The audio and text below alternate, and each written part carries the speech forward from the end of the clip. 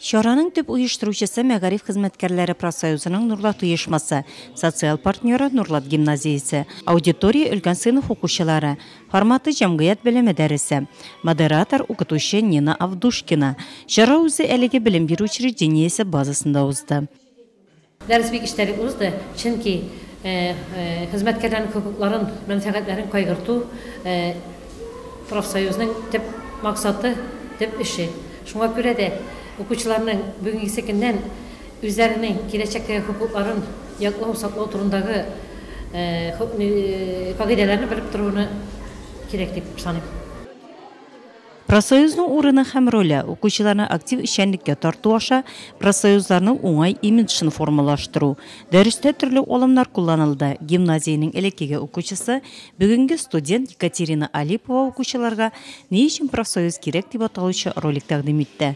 Аның кызлар һәм малайлар 4 төркемгә бүленеп гамәли эш башкардылар. Һәр төркем үз заданиесен әзерләде. Социологлар, пиар-менеджерлар, агитаторлар. Бөтен Россия профсоюзлар сайтын өйрәнү, профсоюз турында язма, агитацион плакат әзерләү һәм башка идеалар.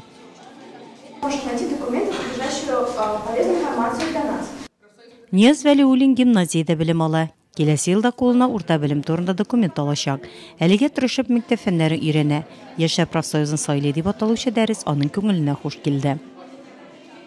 Профсоюз һәрбер кешегә булыша төрлечә. Кайсынадыр финансовый булыша, кайберсенәдер эш белән булыша. Җитди йөзләр хокукый ярдәм күрсәтү, профсоюзларның эшләүчеләр, укучыларның ялын оештыру буенча дәлилле фикерләр, чарада катнашкан гимназия җитәкчелеге, профсоюз оешмасы әгъзалары аларның чыгышларын хуплап каршы алды. У нас в школе есть уже профсоюзный комитет. Так, я вот сам лично профсоюз стою 40 с лишним лет, поэтому могу сказать, что очень много полезного вы можете получить, когда вступите в союз. Дәрес изелмичә дә узды.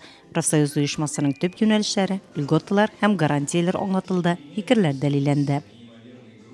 Проведение профсоюзных уроков в Нурлатской гимназии стало хорошей традицией, которая способствует разъяснению роли и значения профсоюза в защите социально-трудовых прав ее членов.